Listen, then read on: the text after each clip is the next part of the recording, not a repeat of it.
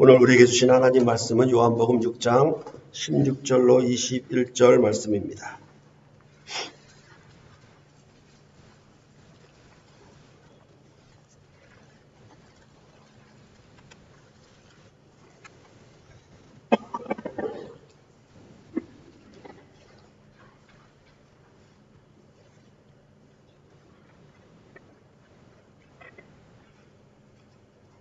한 절씩 교대로 봉독해 보도록 하겠습니다.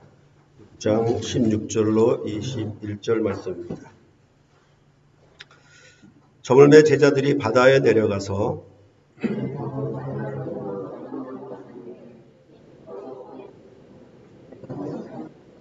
큰 바람이 불어 파도가 일어나더라.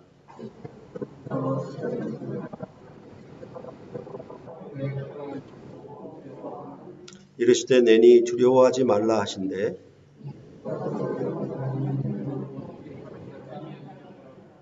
아멘. 네, 저를 보고 앉아주시기 바랍니다.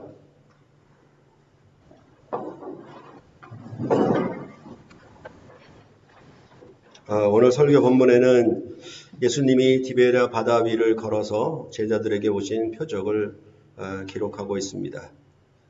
여러분도 그런 생각을 해보신 적이 있는가 모르겠는데 저는 어렸을 적에 물 위를 걸을 수 있을까를 생각해 본 적이 있었습니다. 이론은 아주 간단합니다. 한 발이 빠지기 전에 다음 발을 내디디면은 물 위를 걸을 수 있다라는 생각을 한 것이었습니다. 사실은 굉장히 정확하죠. 이론이 무난합니다. 완전하다고 생각하는데 사실은 한 발이 빠지기 전에 다른 발을 내딛는 것은 물 위에서는 실제로는 가능하지 않습니다. 이제까지 어느 누구도 어떤 사람도 이론대로 물 위를 걸어본 적이 없습니다.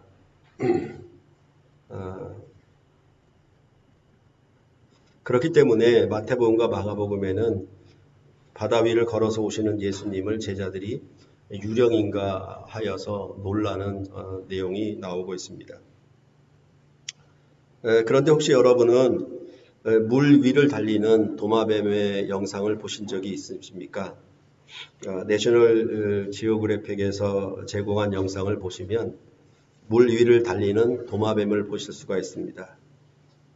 그런데 그 도마뱀 이름이 묘하게도 Jesus Christ Lizard입니다. 즉 예수 그리스도 도마뱀입니다. 그래서 참 이름을 누가 지었는지 오늘 이 바다 위를 걸으신 내용을 알고서 도마뱀의 이름을 지었다 이렇게 생각이 듭니다. 그러니까 쉽게 얘기하면 사람은 물 위를 걸을 수가 없는데 도마뱀은 아주 날렵하게 뜁니다.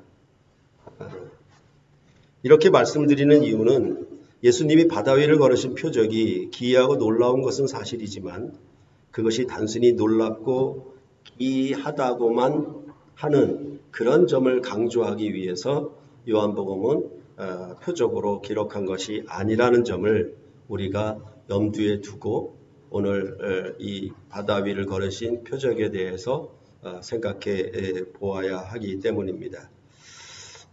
그러니까 항상 우리는 어떤 신적인 기적, 표적 이렇게 놀랍게 생각하는 것은 맞으나 그 표적과 기적에만 성경을 기록한 저자들은 그 의미를 그곳에만 두지 않는다는 사실을 우리가 좀 더 생각을 해보면 좋겠습니다.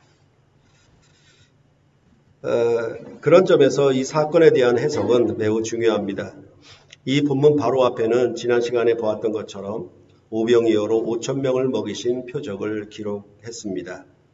겉으로 보면 이 두 표적은 서로 별개의 사건처럼 보입니다. 그러나 마태복음과 마가복음도 요한복음과 같이 오병이어의 표적 다음에 이 사건을 연이어 기록을 했습니다. 그런 면으로 보면은 바다 위를 걸어오신 사건이 복음서 저자들에게는 오병이어 표적과 별개가 아닌 서로 연관이 있는 것으로 알고 있었다는 것을 짐작하게 합니다.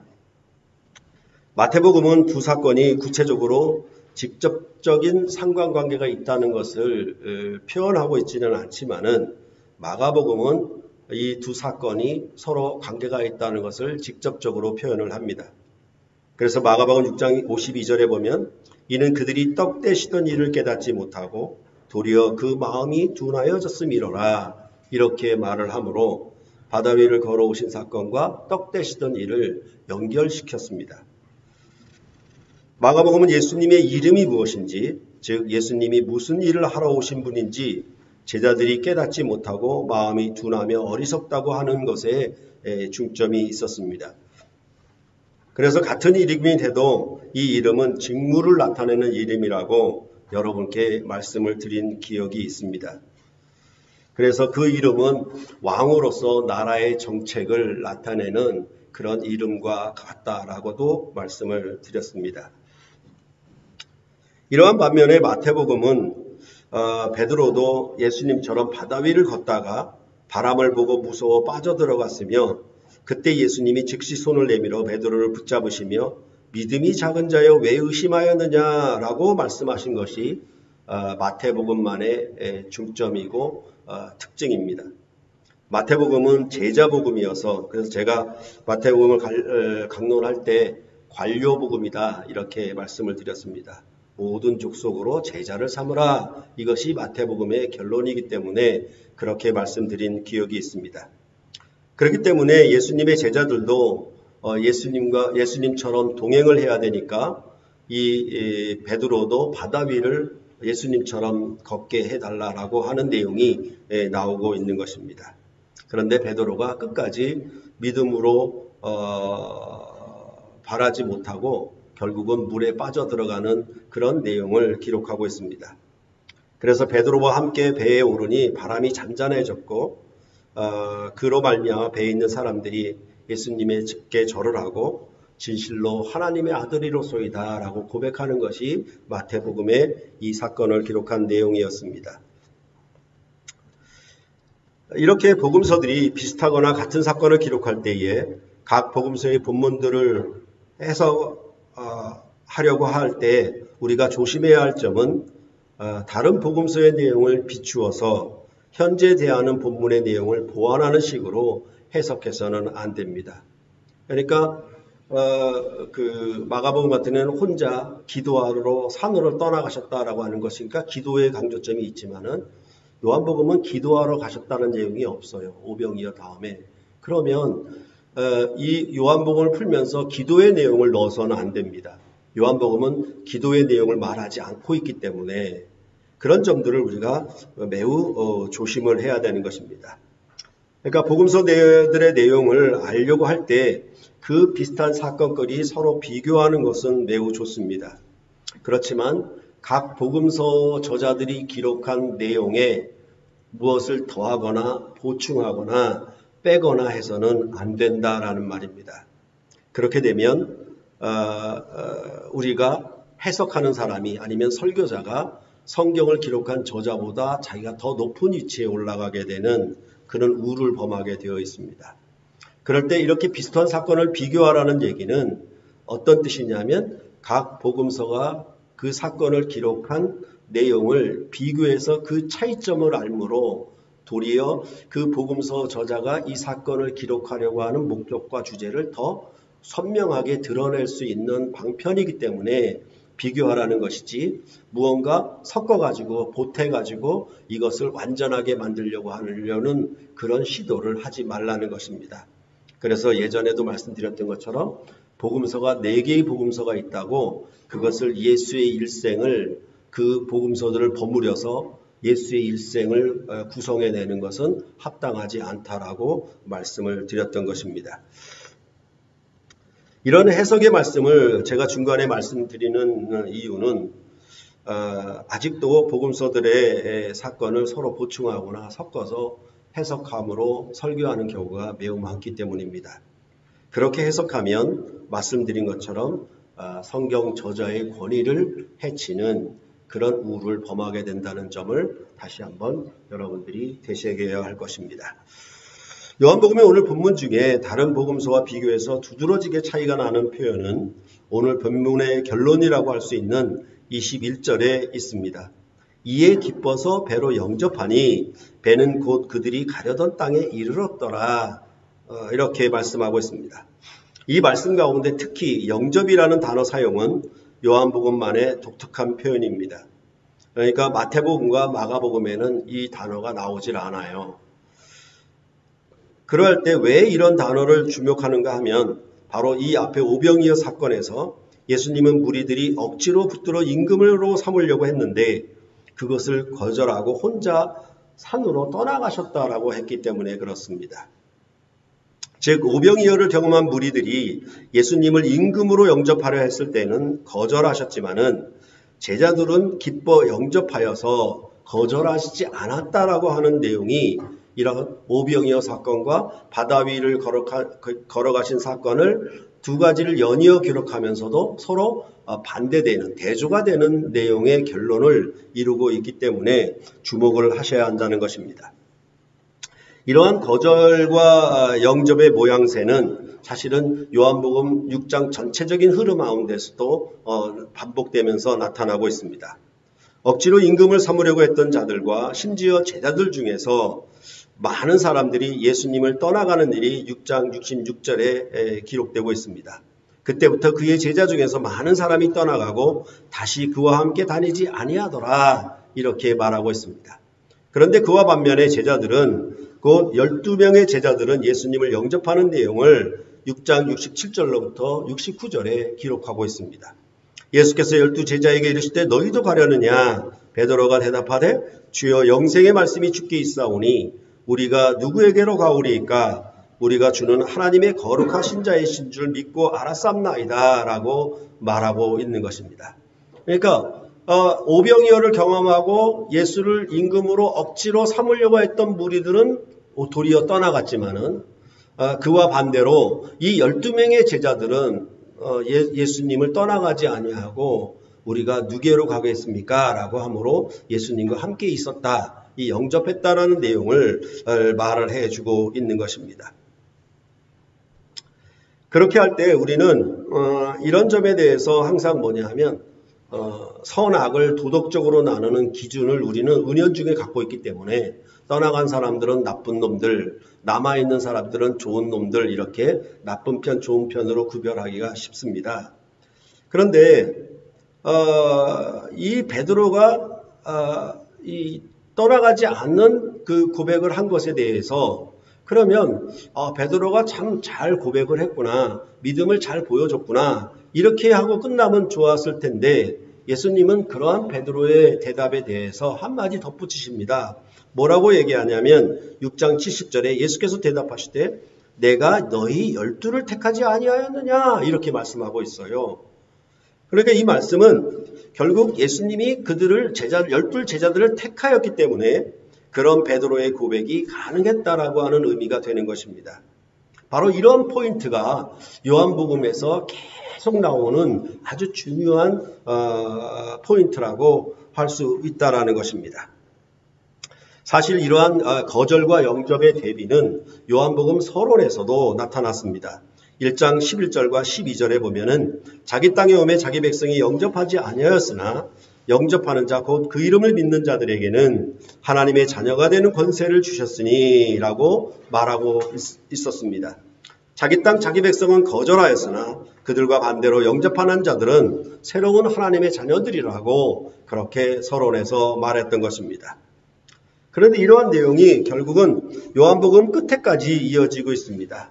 그래서 요한복음 전체적인 내용 안에서도 계속해서 유대인들 즉 모세의 제자들과 예수님이 끝까지 충돌하는 모습을 나타내고 있습니다. 그런 그들이 결국은 예수님을 거절하여 십자가에 못 박았다라고 말하는 것이 요한복음 끝에서 나오고 있는 것입니다. 요한복음 19장 15절에 보면은 그들이 소리 지르되 없이 하소서 그를 십자가에 못 박게 하소서 빌라도가 이르되 내가 너희 왕을 십자가에 못 박으랴 대제사장들이 대답하되 가이사 외에는 우리에게 왕이 없나이다 하니라고 기록을 해주고 있습니다. 즉 대제사장들은 로마의 황제를 자기들의 왕으로 영접하였지만은 예수님은 그들의 왕으로 영접하지 아니하고 십자가에 못 박아 버렸다, 거절했다라고 말을 하고 있는 것입니다. 그러니까 오늘 본문뿐만 아니라 즉 오병이어 사건과 바다 위를 걸은 사건뿐만 아니라 요한복음 서론과 요한복음 마지막 부분에 있어서까지 끝까지 이 거절과 영접에 대한 얘기는 계속되고 있다는 사실을 여러분들이 보시면 좋겠습니다. 그러면 오늘 본문에 있어서 바다 위를 걸어오신 사건의 그 핵심 키포인트 되는 단어가 무엇인지에 대하여 여러분들이 좀 더 주목하실 수가 있을 것입니다. 그렇다면 오늘 본문에서 제자들은 왜 기뻐서 예수님을 배로 영접했다라고 말을 하고 있는지에 대하여 생각해 보도록 하겠습니다. 그에 대한 직접적인 이유는 20절에 말씀을 하고 있습니다. 20절에 예수님께서 내니 두려워하지 말라라고 하신 말씀을 듣고 제자들은 기뻐서 배로 영접했다라고 말을 하고 있습니다. 그들이 두려워하는 것에 대해서도 요한복음은 마태와 마가와는 조금 다르게 표현을 합니다. 마태와 마가는 예수님을 유령인가 하여 놀라고 무서워한 반면에 요한복음은 예수께서 바다 위로 걸어올 때에 가까이 오심을 보고 두려워하거늘 이렇게 표현을 했습니다. 그러니까 바다 위로 걸어오시는 모습이 유령인가 하여 무서워하는 것과 가까이 오심을 보고 놀라고 무서워하는 것, 두려워하는 것은 완전한 차이가 있죠. 그런 점이 바로 이 요한복음의 오늘 본문에 나타난 아주 뚜렷한 특징입니다. 배를 타고 바다를 건너 가버나움으로 제자들이 가는데 이미 어두웠고 예수는 아직 그들에게 오시지 아니하셨더니라고 한 말씀, 이 17절의 말씀에서도 가까이 하셨느냐 가까이 하시지 않았느냐라는 점을 은연중 내포하고 있음을 알 수 있게 하는 것입니다.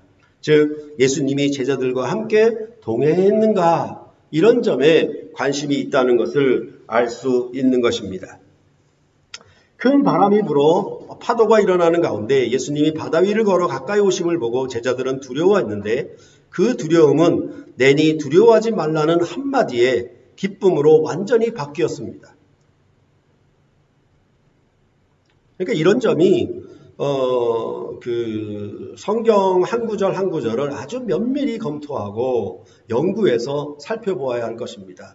그렇죠. 내니 두려워하지 말라, 이 단순한 한마디에 제자들은 금세 바뀌어서 기뻐서 배로 영접했다라고 하는 이런 부분들은 그 안에 포함된 내용들이 내니 두려워하지 말라라는 이 말씀 속에 포함된 내용들이 너무나 합축되어 있고 많이 있는데 그것을 예수님과 제자들이 서로 상통하는, 서로 알 수 있는 언어였고 말씀이었기 때문에 이것을 두려워함을 금세 바꾸어서 기뻐서 배로 영접했다라고 하는 이 요한복음에 기록한 저자의 기록 의미가 여기에 다 담겨져 있는 것입니다.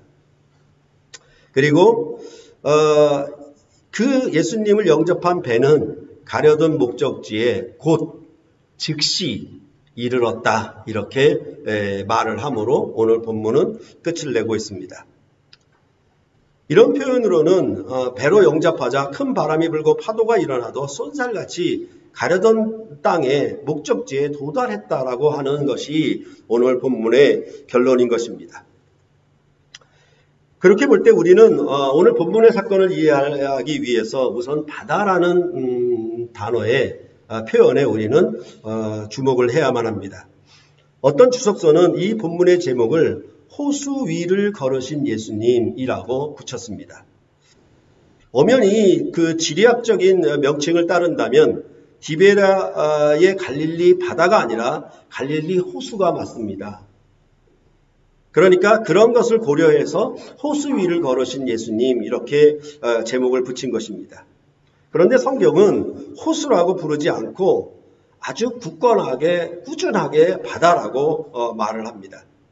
또 어떤 주석서는 물 위로 걸으신 예수님이라고도 했는데 헬라어의 물과 바다라는 단어는 완전히 서로 다릅니다. 조금도 비슷하지가 않아요. 그럴 때 요한복음이나 이 공관복음서 저자들은 이를 전혀 호수인지 물인지 바다인지 혼동하지를 않았습니다. 아주 계속해서 아주 고집을 할 정도로 바다라는 표현을 고수를 하고 있습니다. 그럴 때 성경에서 하나님과 바다, 그러니까 요한계시록에 나오면 이제 바다에서 괴물들이 나오죠. 그렇죠? 이건 이사야에서도 그렇고, 그렇죠. 리워야단 이렇게 얘기할 때도 바다에서 나오죠. 그러니까 이 성경은 하나님과의 바다의 싸움을 큰 주제로 갖고 있습니다. 그렇죠? 그러니까 창세기부터 하나님의 신이 수면 위에 운행하시더라 이렇게 얘기를 하고 있는 것이고, 그렇죠? 노아의 홍수 사건도 물 사건이고 바다 사건이라고 얘기할 수가 있고, 이런 점들인 것이죠. 그러니까 이러한 하나님과 바다와의 싸움은 성경에서 매우 흥미로운 큰 주제 가운데 하나예요. 그러니까 이 바다를 어떻게 성경이 얘기하고 있는가에 대해서 우리가 먼저 생각을 해야 한다는 것입니다. 그렇게 볼 때 출애굽기에서 여호와는 애굽과 바로왕을 압도하며 마침내 홍해 바다 가운데서 애굽의 군대들을 몰살시켰습니다. 이처럼 바다 가운데서의 전투를 통해 여호와는 용사로서 자기 백성 이스라엘을 애굽으로부터 인도하는 왕의 위엄을 나타냈던 것입니다. 이때 꼭 따라 나오는 말이 무엇인가 하면 나를 여호와인 줄 알게 하리라 라는 것입니다. 즉 여호와의 이름을 꼭 붙이고 있다라는 것입니다. 그럴 때 오늘 본문에서 나오는 내니라고 하는 말씀은 출애굽기 3장 14절에 나오는 나는 스스로 있는 자니라, I am that I am, 그렇죠? 이거는 헬라어로 에고 에이미 이렇게 얘기하는, 나는 무엇이다, 나는 부활이다, 나는 진리다, 나는 말씀이다, 나는 생명이다 라는 말씀에 항상 이런 표현이 요한복음은 아주 자주 등장을 시키고 있습니다. 그럴 때 나는 스스로 있는 자니라 라고 하는 이런 표현은 모세에게 자기 이름을 알릴 때 말씀하신 것입니다. 이 이름은 단순히 스스로 존재하는, 내가 스스로 있다라고 하니까 단순히 존재한다라는 하나님의 이름의 뜻이 아니고, 그 이름의 뜻을 출애굽기 6장 2절로부터 8절에서 풀어서 설명해 주고 있습니다. 하나님이 모세에게 말씀하여 이르시되 나는 여호와니라, 내가 아브라함과 이삭과 야곱에게 전능의 하나님으로 나타났으나 나의 이름을 여호와로는 그들에게 알리지 아니하였고, 가나안 땅 곧 그들이 거류하는 땅을 그들에게 주기로 그들과 언약하였더니 이제 애굽 사람이 종으로 삼은 이스라엘 자손의 신음소리를 내가 듣고 나의 언약을 기억하노라. 그러므로 이스라엘 자손에게 말하기를 나는 여호와라, 내가 애굽 사람의 무거운 짐 밑에서 너희를 빼내며 그들의 노역에서 너희를 건지며 편팔과 여러 큰 심판들로서 너희를 속량하여 너희는 내 백성으로 삼고 나는 너희의 하나님이 되리니, 나는 애굽 사람의 무거운 짐 밑에서 너희를 빼낸 너희의 하나님 여호와인 줄 너희가 알지라. 내가 아브라함과 이삭과 야곱에게 주기로 맹세한 땅으로 너희를 인도하고 그 땅을 너희에게 주어 기업을 삼게 하리라. 나는 여호와라 하셨다 하라 라고 풀어주고 있는 것입니다.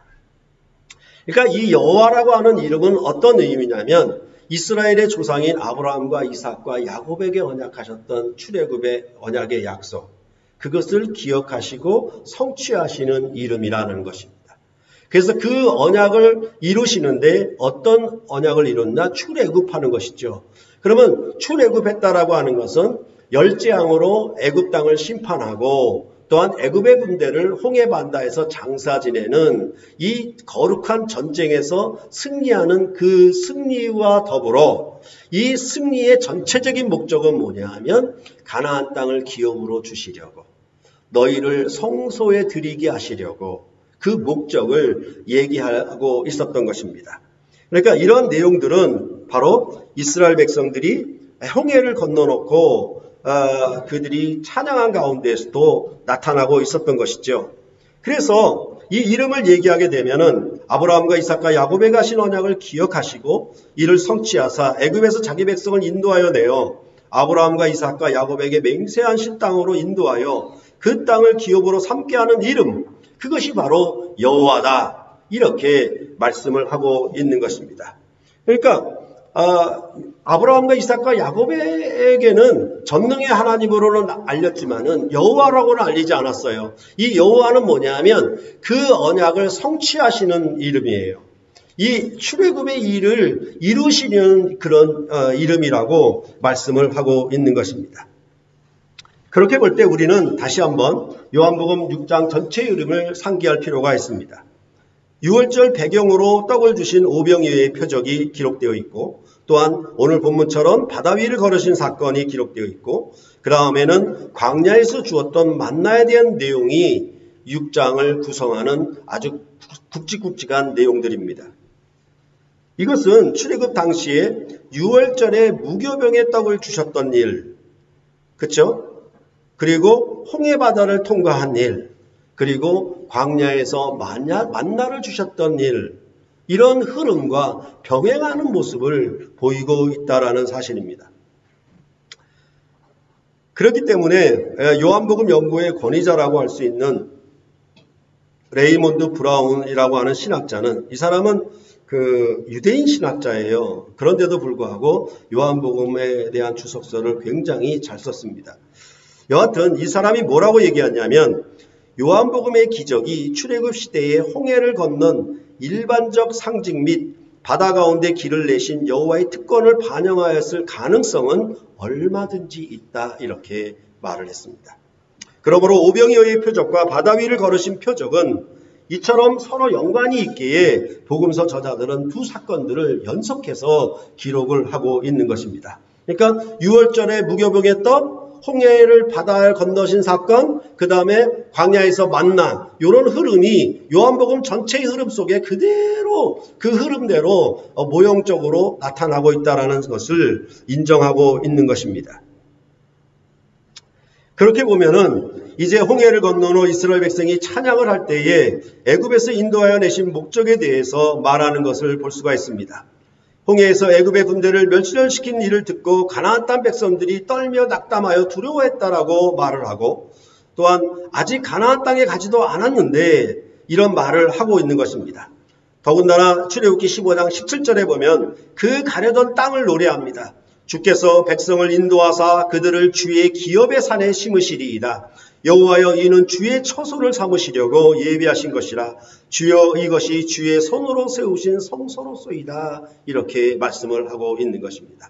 그러니까 홍해 바다를 건넌 사건은 그 자체의 놀라운 기적적인 사건으로만 그치는 게 아니라, 이 사건은 무슨 목적이냐? 가나안 땅을 기업을 주기 위한 첫 시발점이다, 이렇게 얘기를 하고 있는 거예요.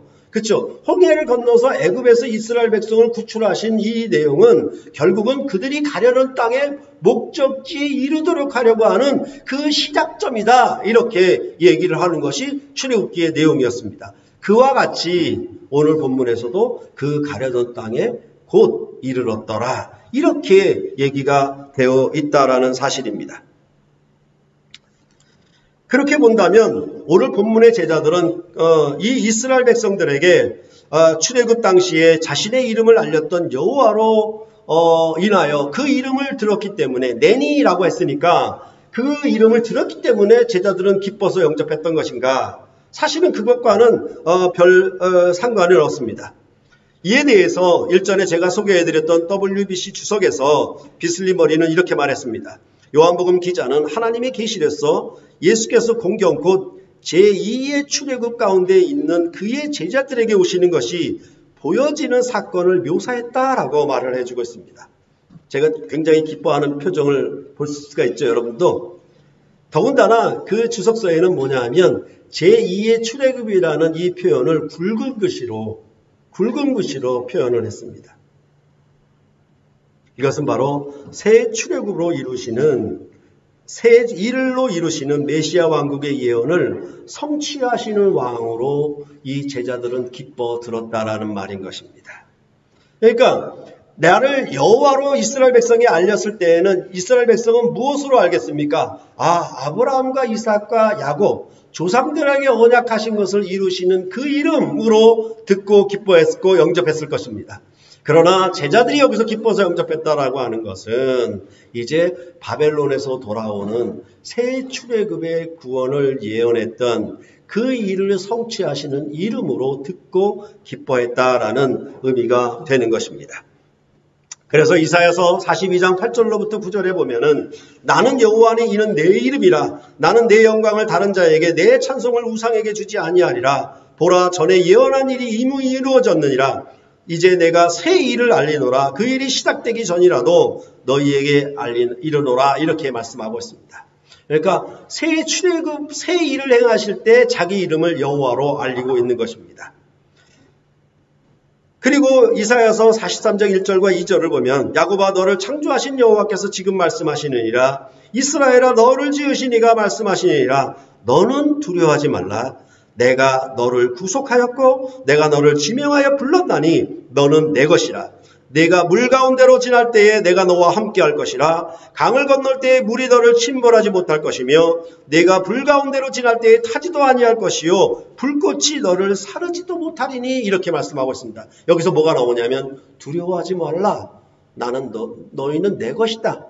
내 소유고 내 백성이니 내가 너희와 함께하고 어떤 위험과 어떤 고난과 환난도 너희를 침망하지 못하게 할 것이다 라고 얘기하고 있는 것입니다. 그러니까 앞서서 나는 여호와로라 라고 하면서 나는 새 일을 행하는 새 구원을 새 출애굽을 행하시는 때의 이름을 알렸고 내니라고 알렸고 그 다음에 43장에는 두려워하지 말아라 이렇게 말씀하고 있는 것입니다. 이것이 42장 43장에서 전체적으로 이사야는 새 출애굽 메시아의 왕국이 도래한다라고 하는 새 구원의 일을 약속하는 가운데 이 말씀들이 있는 것입니다. 그러니까 제자들이 기뻐서 영접했다라고 하는 말은 내니 두려워하지 말라라는 이 말 속에는 무엇입니까? 이사야서 적어도 42장과 43장에 이런 의미가 그들에게는 알고 알려져 있었다라는 사실이고 그것으로 인해서 기뻐서 영접했다라는 의미가 될 수가 있는 것입니다. 그럴 때 이렇게 이사야뿐만 아니라 요한복음 6장과 가장 긴밀하게 아주 평행되는 내용의 말씀이 있어요. 그것은 바로 시편 107편입니다. 시편 107편을 한번 보시겠습니다.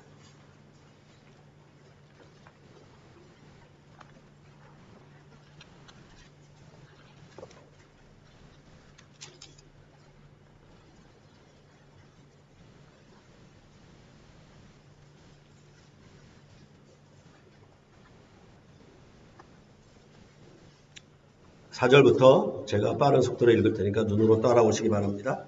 그들이 광야 사막길에서 방황하며 거주할 성읍을 찾지 못하고 줄이고 목이 말라 그들의 영혼이 그들 안에서 피곤하였도다. 이에 그들이 근심 중에 여호와께 부르짖음에 그들의 고통에서 건지시고 또 바른 길로 인도하사 거주할 성읍에 이르게 하셨도다. 여호와의 인자하심과 인생에게 행하신 기적으로 말미암아 그를 찬송할지로다.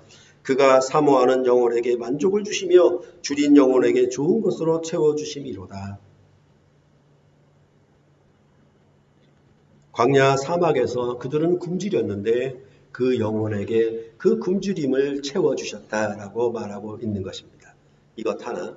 그 다음에 10절 이하를 보면은 사람이 흑암과 사망의 그늘에 앉으며 공고와 쇠사슬에 매임은 하나님의 말씀을 거역하며 지존자의 뜻을 멸시함이라. 그러므로 그가 고통을 주어 그들의 마음을 겸손하게 하셨으니 그들이 엎드러져도 돕는 자가 없었도다. 이에 그들이 그 환난 중에 여호와께 부르짖음에 그들의 고통에서 구원하시되 흑암과 사망의 그늘에서 인도하여 내시고 그들의 얽어맨 줄을 끊으셨도다.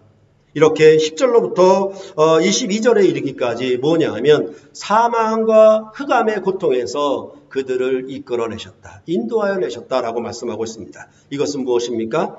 애굽의 압제와 학대로부터 구원하여 냈다는 그런 말이 아니라 여기서는 흑암과 사망의 고통에서 그들을 이끌어내셨다라고 말을 바꾸고 있는 것입니다. 앞에도 얘기할 때에 광야에서 그들을 먹이심은 육신의 배를 불리는 방식으로 먹이셨는데 이 시편 기자는 뭐라고 얘기하면 영혼을 채우셨다. 영혼의 굶주림을 채우셨다. 이렇게 말을 하고 있는 것이 다른 점이에요. 그렇게 얘기를 하고 그 다음에 이제 주목해야 할 것은 뭐냐면 23절 이하입니다. 배들을 바다에 띄우며 큰 물에서 일을 하는 자는 여호와께서 행하신 일들과 그의 기이한 일들을 깊은 바다에서 보나니 여호와께서 명령하신 즉 광풍이 일어나 바다 물결을 일으키는도다.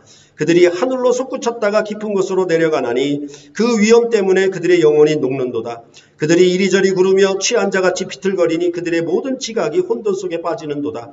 이에 그들이 그들의 고통 때문에 여호와께 부르짖음에 그가 그들의 고통에서 그들을 인도하여 내시고 광풍을 고요하게 하사 물결도 잔잔하게 하시는도다. 그들의 평안함으로 말미암아 기뻐하는 중에 여호와께서 그들이 바라는 항구로 인도하시는도다. 즉 요한복음에 가버나움으로 가려고 했던 그 목적지, 가려던 땅에 이르렀다라고 얘기를 하면서 큰 바다와 물결, 이 파도 가운데 그들의 고통 가운데 있었던 것을 건지시고 그들과 함께하사 가려고 하는 항구에 평안하게 기쁨으로 인도하셨다, 이르게 하셨다라고 이 시편은 노래하고 있는 것입니다. 그러니까 이 시편 기자도 뭐냐면 4절로부터 9절에 그 떡을 주신 얘기를 하고 있고 그 다음에 23절로부터 32절에 이르기까지 큰 바다 사건들을 얘기를 하고 있는 것입니다. 이러한 내용의 흐름이 그대로 요한복음과 연결지어서 평행되게 기록되고 있는 것입니다. 그러니까 이 모형론은 굉장히 그 성경 저자들이 익숙하게 자주 사용하고 있는 방법입니다.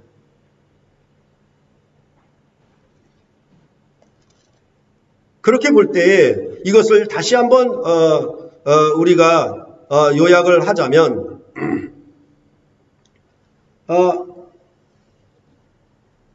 그 시편 기자가 얘기하는 부분들을 우리가 좀 더 생각해 볼 필요가 있는데 앞서 말씀드렸던 것처럼 제가 이제 설교 본문에다 요약하는 것을 다시 반복하자면 110편 4절로부터 9절은 굶주린 백성이 광야 사막길에서 방황하나 여호와께서 그들의 영혼에 좋은 것으로 채워주시는 것을 말하고 10절로부터 22절은 애굽의 메인 고통으로부터 나오는 것이 아닌 흑암과 사망의 고통으로부터 나오는 것을 말하고 23절로부터 30절에는 배를 바다에 띄우고 광풍이 일어나 바다 물결을 일으키나 광풍을 고요하게 하사 그들이 평안한 중에 기뻐함으로 여호와께서 그들이 바라는 항구로 인도하심을 말하고 있다.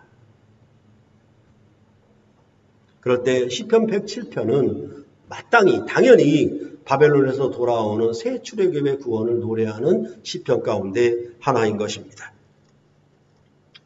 이처럼 이사야와 시편에서 예언하신 언약의 성취로 내니 두려워하지 말라라고 하셨고 이 말씀을 들은 제자들은 기뻐서 예수님을 배로 영접했다라는 의미가 성립이 되는 것입니다. 그리하여 그들은 가려고 하던 땅 그 가버나움에 속히 이르게 되었다라는 것입니다. 늘 말씀드렸던 것처럼 요한복음은 믿게 하여 생명을 얻게 하려고 쓴 복음서입니다. 믿는다라는 의미를 요한복음은 영접이라는 단어와 함께 사용했습니다. 영접하는 자, 곧 그 이름을 믿는 자들에게는 이렇게 표현한 것이지요. 그럴 때 요한복음은 믿음이냐 행위냐 이런 문제가 아니라 이 믿음은 왕으로 영접한다는 것을 의미하는 것입니다. 그 영접은 이제 예배함으로 만나고 교제함으로 생명을 누리는 것입니다. 그래서 요한복음은 가나의 물로 포도주를 만든 혼인잔치의 표적이 초표적으로 기록하고 있는 것입니다. 믿음과 영접은 혼인의 뜻을 갖고 있는 것이지요. 즉 언약을 맺고 한 집에 거함으로 서로 만나고 교제하는 그 생명, 바로 이것이 생명이라는 거예요. 이 생명. 성경이 말하는 이 관계적인 생명에 대해서 우리는 잘 깨달아야 하는 것입니다. 그렇게 볼 때 6월절에 무교봉을 먹게 하고 모세를 보내어 여호와의 이름을 알리사 아브라함과 이삭과 야곱에게 언약하신 바를 성취하셔서 홍해 바다에서 바로 왕과 애굽의 군대를 정복함으로 가나안 땅을 기업으로 주셨던 구약의 이스라엘 나라는 결국 하나님 앞에 범죄하여 망하고 말았습니다. 그럼에도 하나님은 이사야와 시편에 바벨론에서 돌아오는 새 출애굽을 통한 새 일로 이루시는 메시아의 나라가 도래할 것을 약속하셨습니다. 하나님 아버지와 동등한 고난을 가지신 아들을 보내셔서 썩지 않는 새 생명의 양식을 주시는 왕으로 영혼의 양식을 채우시며 흑암과 사망의 고통에서 풀어내어 자기 백성을 건지셔서 바다의 큰 풍랑에도 불구하고 자기 백성과 함께 하셔서 가려던 항구에 이르도록 하시는 그 이름이 바로 내니 두려워하지 말라, 이렇게 요한복음은 말을 하고 있는 것입니다. 출애굽한 이스라엘 백성은 바다 가운데로 지났습니다. 그러나 예수님은 바다 위를 걸어오셨습니다. 즉 바다를 밟으신 것입니다. 이것은 욥기 6장 8절에서 하나님은 그가 홀로 하늘을 펴시며 바다 물결을 밟으시며 라고 했던 말씀을 성취하신 것입니다. 이는 단순히 바다 위를 걷는다는 전능한 하나님으로서 신적인 기적을 일으키시는 것으로 말하는 것이 아니라 자기 백성과 동행하셔서 바다를 받는 승리의 하나님을 말하려고 하는 것입니다.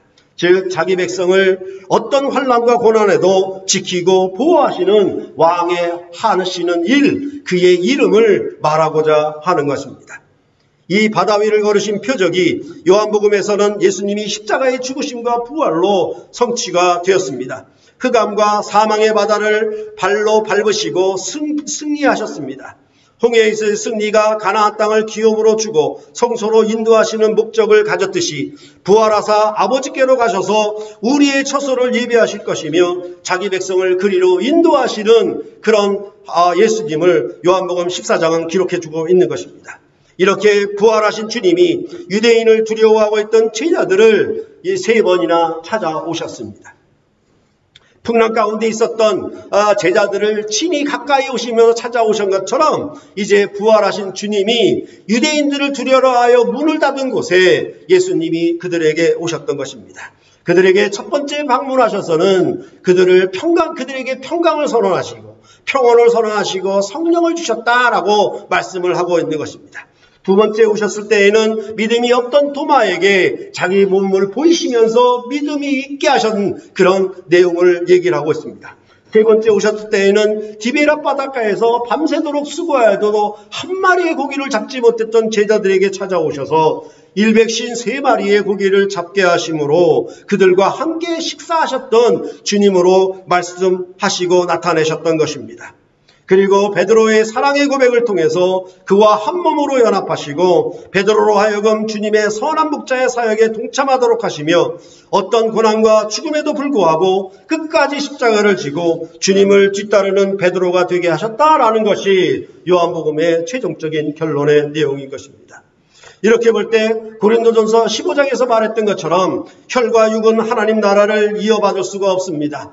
썩을 양식을 주는 가나안 땅의 나라는 하나님의 나라라 하늘나라를 이어받을 수가 유업으로 받을 수가 없는 것입니다. 썩는 것은 썩지 아니하는 것을 유업으로 받을 수가 없습니다. 마지막 나팔에 우리는 호련히 변화하여 썩지 아니할 것으로 살아날 것입니다. 이 썩을 것이 썩지 아니함을 입고 이 죽을 것이 죽지 아니함을 입을 때에는 사망을 삼키고 이기리라고 기록된 말씀이 이루어질 것입니다. 부활의 첫 열매가 되셔서 우리를 다시 부활케 하는 최종적인 둘째 부활에 이르도록 하는 그 목적지에 이르게 하도록 이 주님은 우리와 늘 함께 하실 것이라고 그가 예비하신 처소로 우리를 들이실 때까지 우리의 모든 고난 중에 우리의 모든 환난 중에 동행하시고 함께 하신다라고 말씀하고 있는 것입니다. 그 함께 하시는 보증이요 그 함께 하시는 증거가 뭐냐 하면 요한복음은 보혜사 성령을 너희에게 보내셨다라고 말씀하고 있는 것입니다.